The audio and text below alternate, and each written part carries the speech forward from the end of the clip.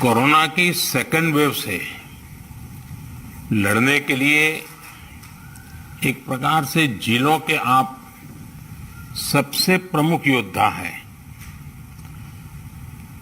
100 वर्षों में आई इस सबसे बड़ी आपदा में हमारे पास जो संसाधन है उनका बेहतर से बेहतर उपयोग करके आपने इतनी बड़ी लहर का मुकाबला किया है। साथियों, आपसे बातचीत की शुरुआत में मैं आपको वो दिन याद दिलाना चाहता हूं जब आप इस सेवा में आने के लिए तैयारी कर रहे थे। आप याद करिए, जब आप सिविल सर्विसेज या अन्य परीक्षाओं के लिए जुटे थे तो आप अपने परिश्रम पर, अपने काम करने के तरीके पर सबसे ज्यादा विश्वास करते थे। आप जिस भी क्षेत्र में रहे हो वहां की छोटी छोटी बारीकी से परिचित होते हुए आप सोचते थे कि मैं इस दिक्कत को इस तरह दूर करूंगा। आपकी यह सोच आपकी सफलता की सीढ़ी भी बनी। आज परिस्थितियों ने आपको अपनी क्षमताओं की नई तरह से परीक्षा देने का अवसर दिया है। अपने जिले की छोटी सी छोटी दिक्कत को दूर करने के लिए पूरी संवेदनशीलता के साथ लोगों की समस्याओं का समाधान करने के लिए आपकी यही भावना काम आ रही है। हां, कोरोना के इस काल ने आपके काम को पहले से कहीं अधिक चैलेंजिंग और डिमांडिंग बना दिया है। महामारी जैसी आपदा के सामने सबसे ज्यादा अहमियत हमारी संवेदनशीलता और हमारे हौसले की ही होती है। इसी भावना से आपको जन जन तक पहुंचकर जैसे काम कर रहे हैं उसको और अधिक ताकत से और अधिक बड़े पैमाने पर करते ही रहना है। साथियों, नए नए चैलेंजेस के बीच हमें नए नए तौर तरीकों और समाधानों की जरूरत होती है और इसलिए ये जरूरी हो जाता है कि हम अपने स्थानीय अनुभवों को साझा करें और एक देश के रूप में मिलकर के हम सब काम करें। अभी 2 दिन पहले ही मेरी अन्य कुछ राज्यों के अधिकारियों से भी मुझे बात करने का मौका मिला था। उस बैठक में अनेक सुझाव, अनेक समाधान अलग अलग जिलों के साथियों की तरफ से आए हैं। आज भी यहां कुछ जिलों के अफसरों ने अपने जिलों की स्थिति और अपनी रणनीति को हम सबके बीच साझा किया है। जब फील्ड पर मौजूद लोगों से बातचीत होती है तो ऐसी अभूतपूर्व परिस्थितियों से निपटने में बहुत अधिक मदद मिलती है। बीते कुछ समय में ऐसे अनेक सुझाव मिले हैं। अनेक जिलों में परिस्थिति के अनुसार कई इनोवेटिव तरीकों की भी जानकारी आप लोगों से मिली है। गांवों में कोरोना टेस्ट की सुविधा अधिक से अधिक लोगों तक पहुंचाने के लिए मोबाइल वैन का तरीका कई लोगों ने अपनाया है। स्कूलों, पंचायत भवनों को कोविड केयर सेंटर्स में परिवर्तित करने का कुछ लोगों ने इनिशिएटिव लिया है।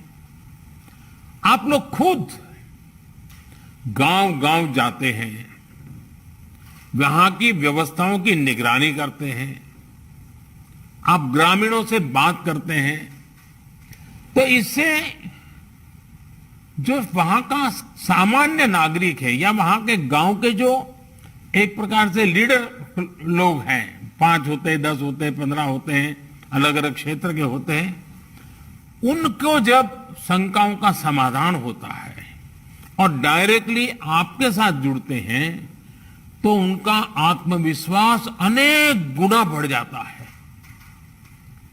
सारी आशंकाएं एक प्रकार से आत्मविश्वास में बदल जाती है। आपकी मौजूदगी से, आपके संवाद से गांव में ये डर निकल जाता है कि कुछ हो गया तो हम कहां जाएंगे, हमारा क्या होगा। आपको देखते ही सारा मन उसका बदल जाता है। इससे लोगों में साहस के साथ ही अपने गांव को बचाने की जागरूकता भी बढ़ती है।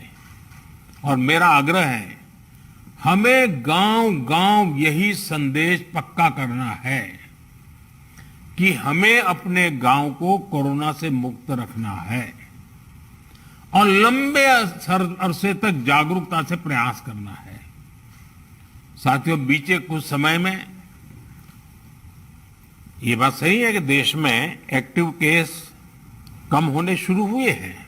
आप भी अपने जिले में अनुभव करते होंगे कि 20 दिन पहले जो एकदम से आपके ऊपर प्रेशर आया था, अब आपको भी काफी महसूस होता होगा बदलाव।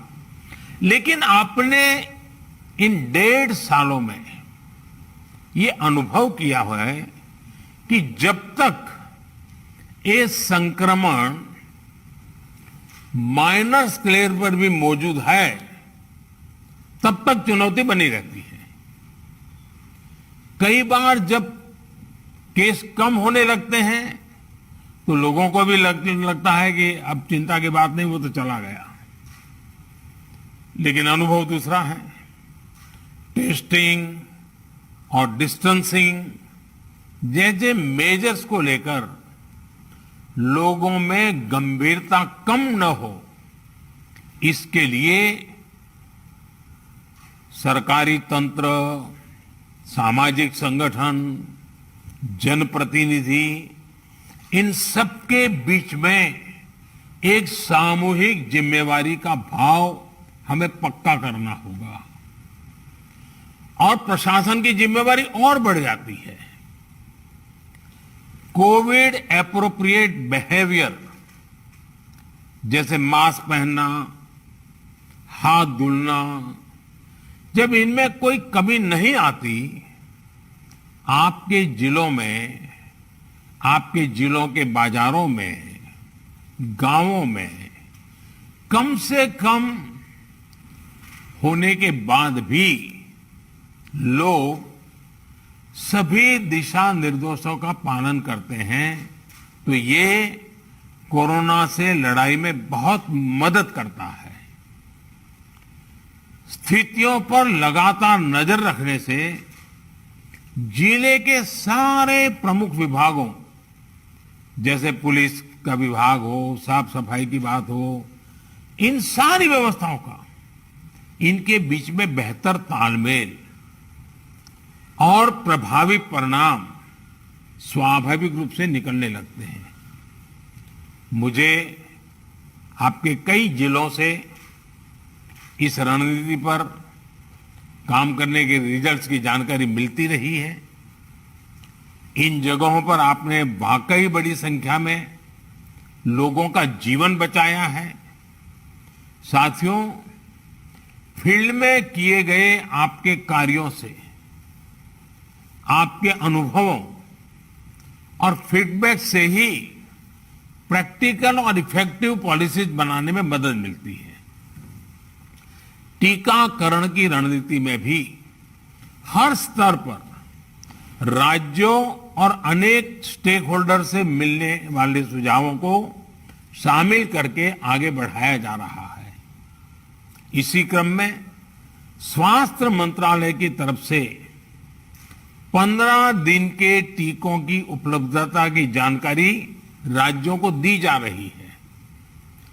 वैक्सीन सप्लाई टाइमलाइन की स्पष्टता होने से टीकाकरण से जुड़े मैनेजमेंट में आप सभी को और आसानी होने वाली है। मुझे विश्वास है कि हर जिले और वैक्सीनेशन सेंटर के स्तर पर सप्लाई और सुदृढ़ होगी। इससे टीकाकरण से जुड़ी अनिश्चितताओं को दूर करने में, पूरी प्रक्रिया को स्ट्रीमलाइन करने में बहुत मदद मिलेगी। वैक्सीनेशन का जो प्लान है, जो कैलेंडर है, उनको हम नियमित रूप से अलग अलग मीडिया प्लेटफॉर्म पर अधिक से अधिक साझा करेंगे तो लोगों को कम से कम परेशानी होगी। साथियों, पिछली महामारी हो या फिर ये समय, हर महामारी ने हमें एक बात सिखाई है।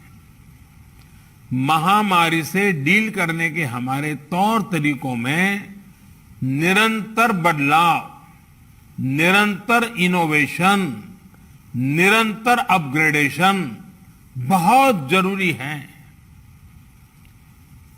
ये वायरस म्यूटेशन में स्वरूप बदलने में माहिर है। एक प्रकार से बहुरूपिया भी है और ये वायरस धूर्त भी है। तो हमारे तरीके और स्ट्रेटेजीज भी डायनेमिक होने चाहिए। साइंटिफिक लेवल पर हमारे वैज्ञानिक वायरस के बदलते स्वरूपों से निपटने के लिए दिन रात काम कर ही रहे हैं। वैक्सीन बनाने से लेकर एसओपीज और नई ड्रग्स बनाने तक लगातार काम हो रहा है। जब हमारी एडमिनिस्ट्रेटिव अप्रोच भी इतनी ही इनोवेटिव और डायनेमिक रहती है तो हमें असाधारण परिणाम मिलते हैं।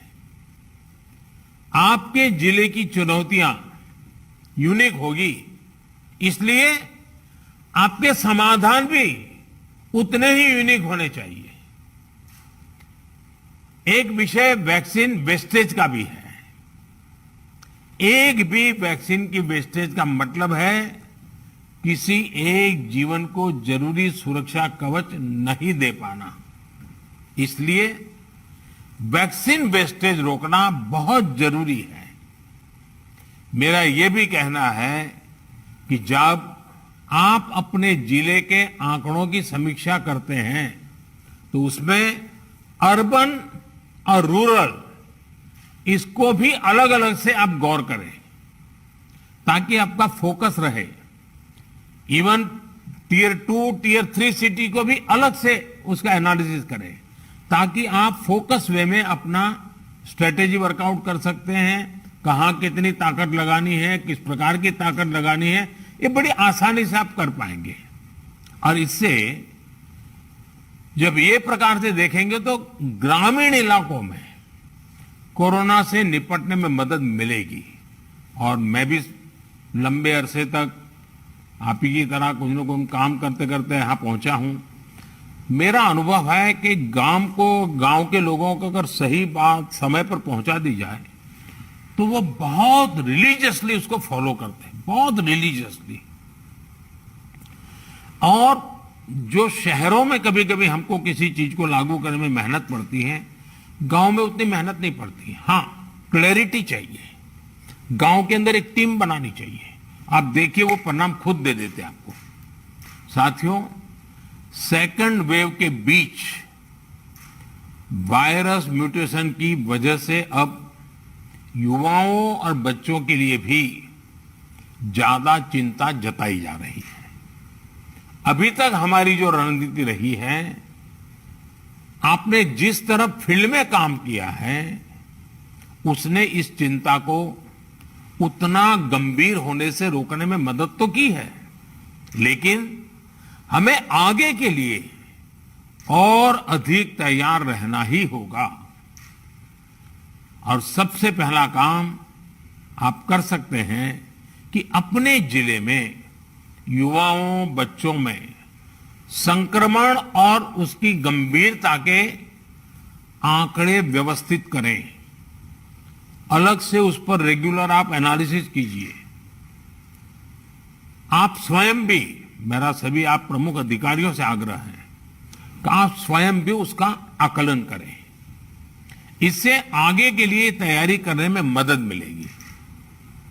साथियों, मैंने पिछली बार की बैठक में भी, और मैंने ये भी कह रहा कि जीवन बचाने के साथ साथ हमारी प्राथमिकता जीवन को आसान बनाए रखने की भी है। गरीबों के लिए मुफ्त राशन की सुविधा हो, दूसरी आवश्यक सप्लाई हो, काला बाजारी पर रोक हो, ये सब इस लड़ाई को जीतने के लिए भी जरूरी है और आगे बढ़ने के लिए भी आवश्यक है। आपके पास पिछले अनुभवों की ताकत भी है और पिछले प्रयासों की सफलता का मोटिवेशन भी है। मुझे पूरा भरोसा है कि आप सभी अपने अपने जिलों को संक्रमण मुक्त करने में सफलता पाएंगे। देश के नागरिक का जीवन बचाने में, देश को विजयी बनाने में हम सभी सफल होंगे। और मेरा आज कुछ साथियों को सुनने का मौका मिला है, लेकिन आपके पास, हर एक के पास कुछ न कुछ सफलता की गाथाएं हैं। बड़े अच्छे इनोवेटिव प्रयोग आप सबने कहीं न कहीं किए हैं। अगर वो आप मुझे पहुंचा देंगे तो जरूर इसको देश भर में पहुंचाने में मुझे सुविधा होगी, क्योंकि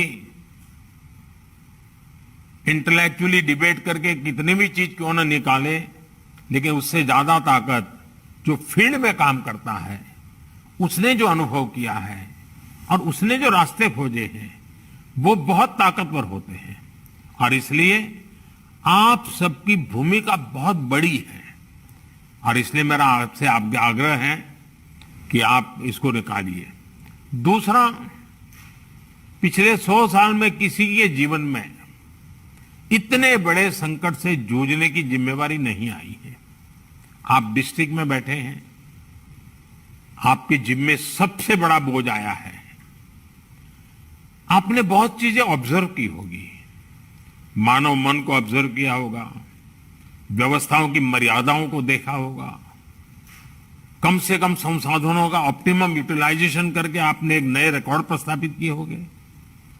जब भी मौका मिले इसको जरा जरूर अपनी डायरी में लिख करके रखिए। आने वाली पीढ़ियों को आपके अनुभव काम आएंगे, क्योंकि पिछली शताब्दी में 100 साल पहले जो बड़ी महामारी हुई, वो उसके उतने रिकॉर्ड उपलब्ध नहीं है कि वो लड़ाई, उसका रूप कैसा था, संकट कितना गहरा था, कहाँ क्या हुआ, बाहर निकलने के रास्ते क्या खोजे गए।